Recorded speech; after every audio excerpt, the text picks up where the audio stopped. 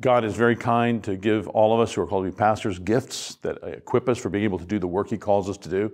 But there's no doubt that a lot of times He operates outside of our areas of strength. So I work really hard on my sermons. And yet at the door on Sunday after the service, so often what people tell me is how much they appreciated this point or this point, none of which I prepared to say. They just came in the moment. I trust the Holy Spirit leading me.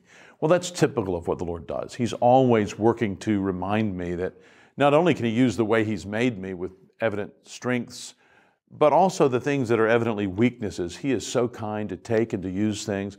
So when I've had difficult situations with individuals in the church, the Lord brings an ability to be persevering, to be forgiving and loving, and builds a tougher sinew of the church's fellowship through that, and more humility on the part of the other person and often of me in being able to see like, I didn't do that as well as I should have. But the Lord is kind. Look at that. We both realize that, and yet we're continuing to live together in this church and to love each other. So God is kind. I don't have any thoughts about God having been hard or mean, ungenerous to me or to our church looking back over the last 20 years. Even the things that seemed very hard at the time, I can begin to see how God has used them.